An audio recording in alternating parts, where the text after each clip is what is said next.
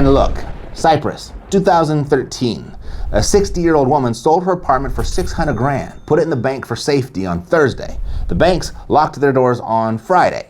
Monday morning, the woman wakes up to find the government had taken $500,000 out of her account to pay their bad debts. In fact, anyone with more than $100,000 in that bank discovers that 47.5% of their savings is just gone, vaporized. And it wasn't a robbery. It wasn't a hacker. It was a bail-in, legal, approved by the EU. Now, I know what you're thinking. Matt, that's Cyprus. That's a tiny little island, and that's in Europe. That's not America.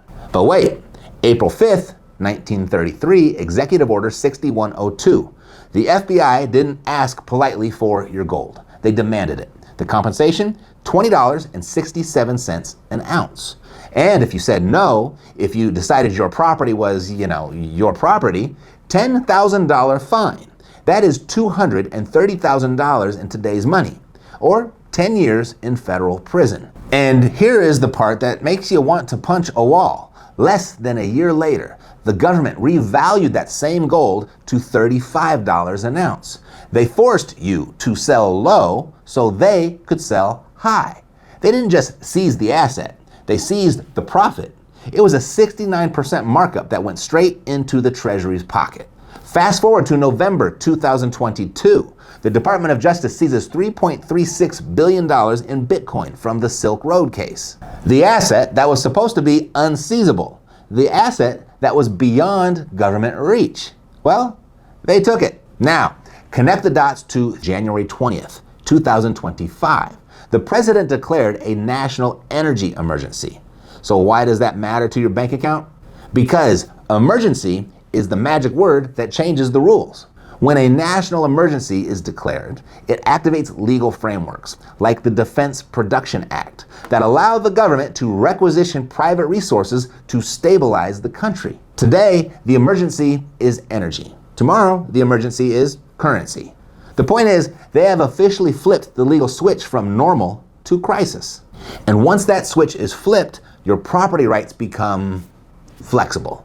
The most dangerous thing you can own right now is something the government knows you have. Because when the national debt hits a point where math stops working, and we know we're way past that point, they don't cut spending, they don't tighten their belts. They look at your belt. And when they realize your belt is made of leather, they start wondering how much they can get for it on eBay. In the plausible likelihood the crisis escalates, let's look at the 5 specific assets they're coming for first, how they find them, the legal tools they use to take them, and the ghost protocols you need to use to make sure that when they come knocking at your door, nobody's home. Now, before we get to the list, I need to address the guy in the comments right now who is typing. I can see you, I can feel you. Joke's on them, Matt. I'm broke. I've got nothing to take. Listen. In a crisis, they're not hunting the billionaires. Billionaires have lawyers. Billionaires have senators on speed dial. Billionaires have trust funds in the Cook Islands.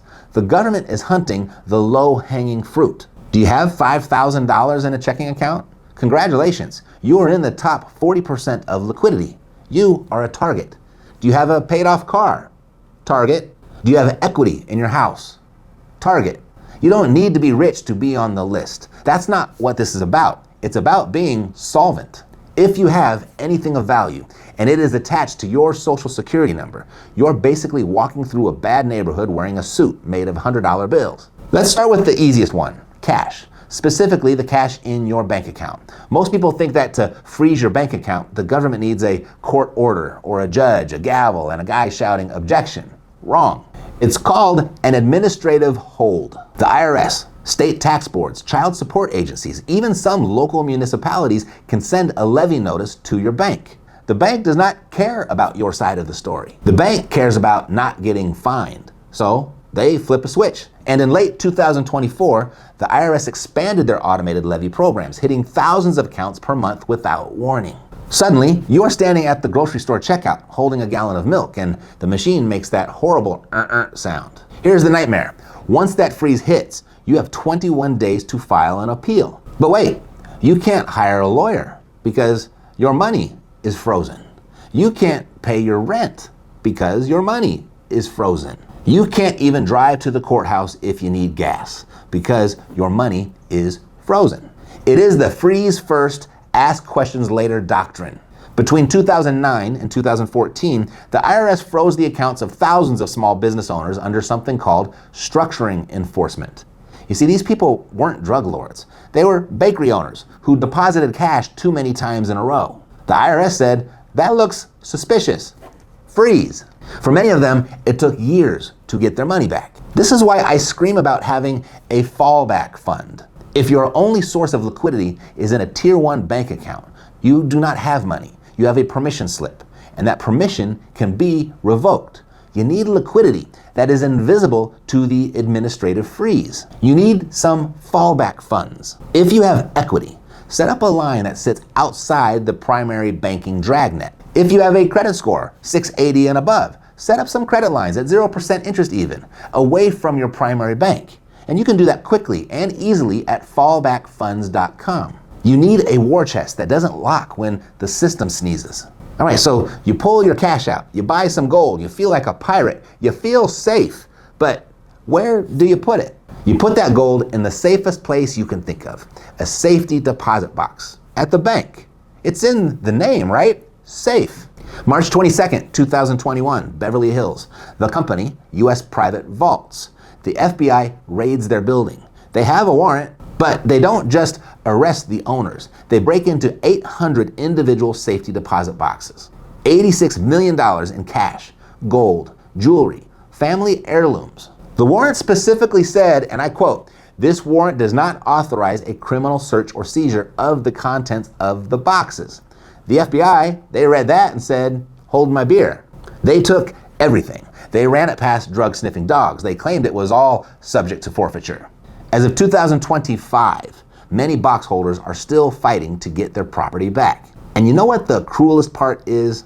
These people thought they were being responsible. They didn't hide cash under the mattress like some paranoid lunatic. They put it in a bank. They followed the rules, and the system punished them for it. If your gold is in a bank, you don't own gold. You own a claim check. And in a crisis, that bank will close. The doors will lock. And that claim check will be worth exactly as much as the paper it's printed on. You need to unbank your metals. I'm talking about midnight gardening, PVC pipe, threaded end caps, desiccant packets, waterproof sealant. Buried, not in the basement, in the ground. And that sounds crazy, doesn't it?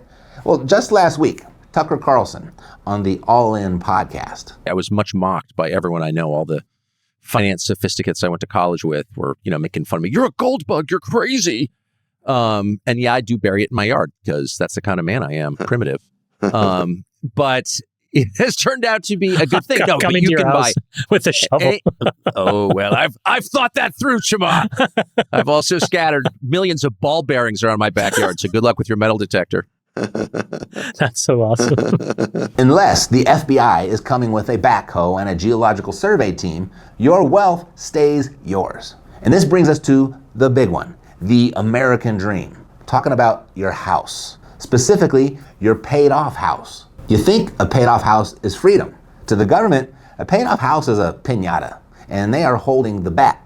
So let's talk about the tax lien foreclosure. In 28 states, if you miss a property tax payment, sometimes for as little as a few $100s, the county doesn't just ask for the money, they place a lien on your house. Then they sell that lien to a private investor.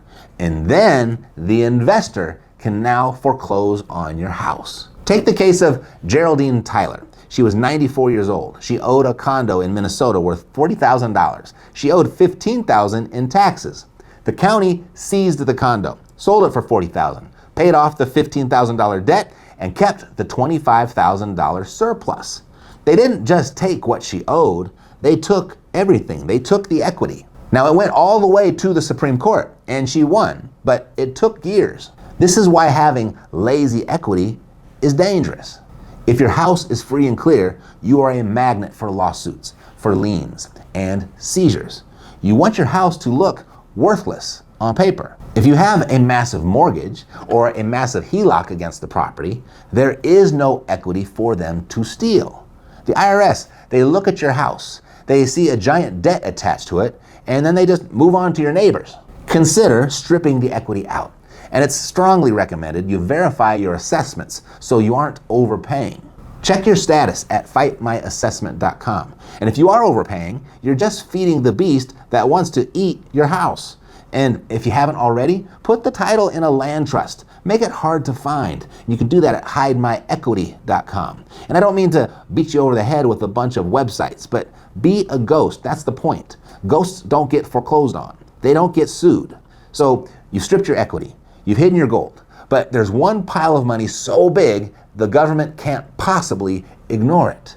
$37 trillion. That is how much is sitting in American retirement accounts. And you think the government, which is $38 trillion in debt, is just gonna ignore a piggy bank that big?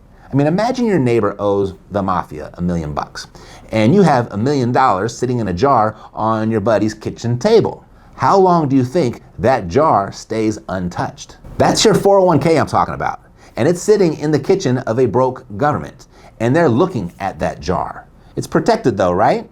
ERISA laws, right? Sure, it's protected from your creditors. It's not protected from the IRS. The IRS can garnish your 401k. They can seize it for unpaid taxes. But the real threat here isn't seizure, it's conversion. You see, in 2012, Ireland needed cash, so they just took a little bit from private pensions, 0.6% levies, for 4 years. It's for the national good, they said.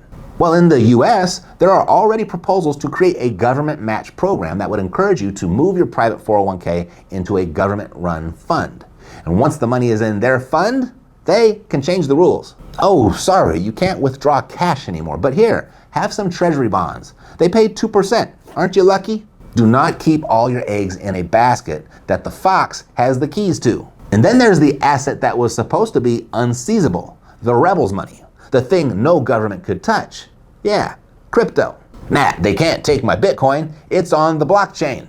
Yeah, that's the problem. It's on the blockchain, a permanent, public, immutable ledger of every transaction you have ever made.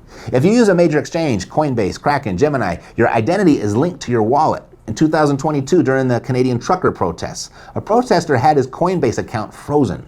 Not for a crime, for donating $50 to a protest the government didn't like.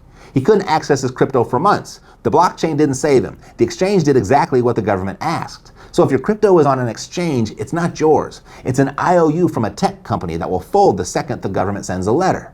You need cold storage, a hardware wallet, air-gapped, not connected to the internet. See the pattern? Your bank account is a permission slip. Your safe deposit box is a permission slip. Your exchange-held crypto is a permission slip.